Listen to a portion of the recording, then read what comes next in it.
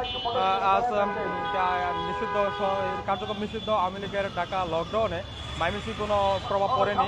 আমি সকাল থেকে ময়মনসিংহ শহরের বিভিন্ন স্থানে দেখেছি যে কোনো নাশকতার ঘটনা ঘটেনি।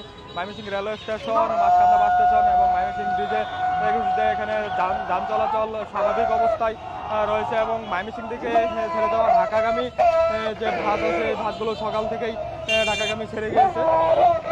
তো আমি বাইপাসে দেখেছি যে জামাতে ইসলাম তারা বিক্ষোভ মিছিল করছে। আমি এই মুহূর্তে রয়েছি ময়মনসিংহের চরপাড়ায়, এখানে জামাতের ইসলাম বিক্ষোভ মিছিল করছেন।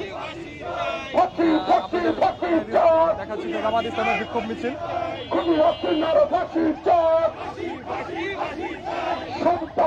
এখানে আওয়ামী লীগের নিষিদ্ধ আওয়ামী লীগের বিরুদ্ধে বিভিন্ন স্লোগান দেওয়া হচ্ছে।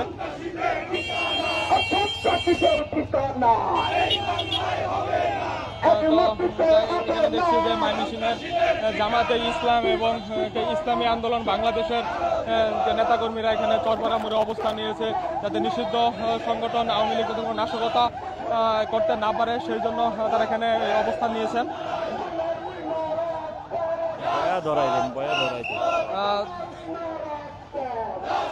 তো আমাদের এখানে রয়েছে ময়মনসিংহের জামাতে ইসলামের যিনি এমপি মনোনীত প্রার্থী, আমরা ওনার সাথে কথা বলবো। যে আপনাদের আজকে কার্যক্রমটা কি?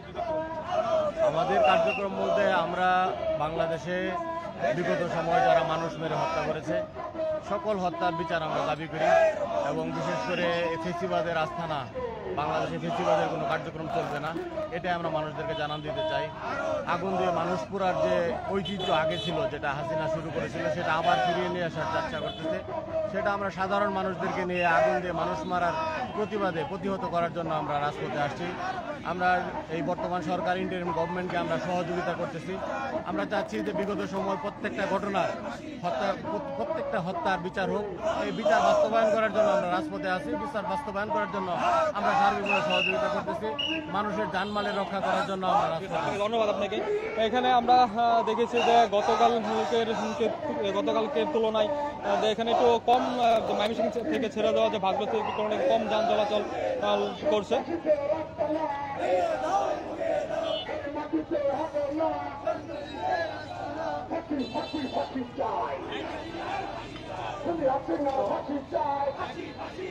তো আমার কাছ থেকে ময়মনসিংহ থেকে সর্বশেষ খবর হচ্ছে, পরবর্তী খবর আপনাদেরকে জানিয়ে দেওয়া হবে।